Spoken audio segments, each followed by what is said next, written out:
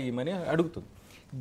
అలాంటప్పుడు మినిస్టర్ హోదాలో ఉన్న ఆయన దానికి జవాబు చెప్పకుండా అఖిలేష్ యాదవ్ గారు ముఖ్యమంత్రిగా ఉన్నప్పుడు పేపర్ లీకులు కూడా అయినాయి కదా అనడం అని దీన్ని ఎలా ఎలా అర్థం చేసుకోవాలి? ఒక అంశం మనము ముందుగా గమనించాల్సిన అంశం ఏంటంటే, సరే అది వారు మాట్లాడుతున్న దాంట్లో పార్లమెంట్లో ఆయనకు అవకాశం ఉంది, జరిగినటువంటి దాని మీద ఆయన అనడంలో తప్పలేదు. కానీ మొదటి నుంచే భారతీయ జనతా పార్టీ నరేంద్ర మోడీ గారు, అమిత్ షా గారే ఇప్పుడు ఇలా పార్లమెంట్లో మాట్లాడడం కదండి, గతంలోనే చెప్పారు కదా, 6 మందిని అరెస్ట్ చేశారు, 54 మందిని విచారించి 6 మంది అంటే ఎవరుతున్నారో వాళ్ళందరూ అరెస్ట్ చేసిన దాఖలాలు ఉన్నాయి. దాని మీద పూర్తి విచారణ జరిగిన తర్వాత వీళ్ళకి ముందర కళ్ళ ముందర కనబడితే స్టేట్మెంట్ ఉంటుంది కండి. మళ్ళీ దీన్ని వీళ్ళని ఇచ్చేయాల్సినటువంటి అవసరం లేదు. ఏ పక్షపాతం లేదు. కేంద్ర ప్రభుత్వం అసలు ఈ నీటిలో గందరగోళం జరగలేదు, దీనికి రీ ఎగ్జామ్ అవసరం లేదని స్పష్టం చేసేసింది. ఆ తర్వాత సుప్రీంకోర్టు ఒక డెసిషన్ చెప్పింది, సెంటర్ వైజ్గా డేటా ఇవ్వండి అని.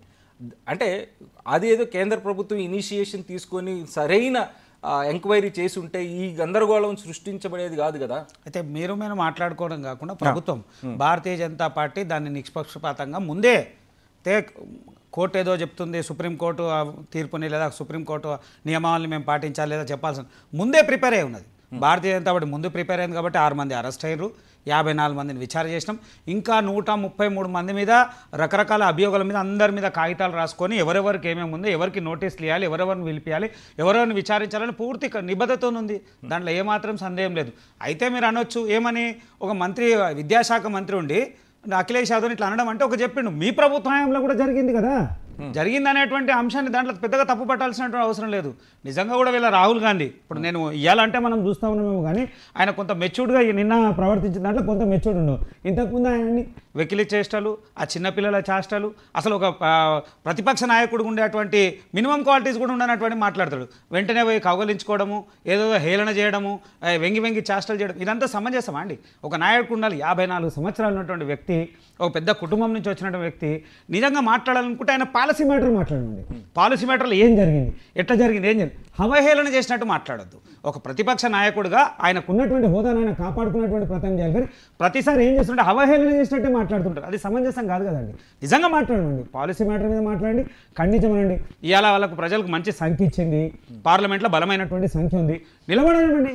ఖచ్చితంగా భారతీయ జనతా పార్టీ తప్పు చేస్తే నిలదీసే అవకాశం వాళ్ళకు ఉన్నది, నిలదీయమనండి. ప్రభుత్వం ఎట్లా సంజాయిషి చెప్పాలి, ప్రభుత్వం ఏ రకమైనటువంటి ఇచ్చాలో చేస్తుంది కదా, దాంట్లో ఏమాత్రం సందేహం లేదు. అనవసరమైనటువంటి రాద్ధాంతం చేస్తే మాత్రం బాగుండదు కదండి. దాన్ని ఆలోచించాల్సినటువంటి ప్రజలు ఆలోచిస్తున్నారు. ఇంకో పాతకాలం రోజులు కావు, అప్పుడెప్పుడో పార్లమెంట్ సెషన్లు అంటే మనకు తెలియకపోతుండే. ఇవాళ ఏదైనా జరిగితే 10 నిమిషాలు మనం ముందుకు వస్తామండి. ఎవరేం మాట్లాడినా ఎవరేం చెప్పినా అన్ని ప్రజల మధ్యకి వస్తా ఉన్నాయి కదా. అవసరం తాటికాయలు జయరాం గారు ఇవాళ జరిగిన నీట్ మీద గందరగోళం, పార్లమెంట్లో నీట్ మీద గందరగోళం జరిగింది. అయితే నాకున్న డౌట్ ఏంటంటే, ఒక రౌండ్ ఆఫ్ అంటే ప్రతిపక్ష నాయకులు అందరూ మాట్లాడిన తర్వాత, మంత్రి గారు సమాధానం ఇచ్చిన తర్వాత all of a sudden Om Birla గారు ఈ అంశంతో ఇంతటితో క్లోజ్ చేసేయండి, ఇంకా మనం నెక్స్ట్ అంశంకి వెళ్తున్నాము, సో ఇక నీట్ మీద చర్చ ఉండదు అని ప్రకటించేశారు. అంటే ఆయన ప్రకటిస్తూనే కొన్ని వ్యాఖ్యలు చేశారు. భారతదేశంలో అనేకమైన ప్రభుత్వాలు ఉన్నాయి.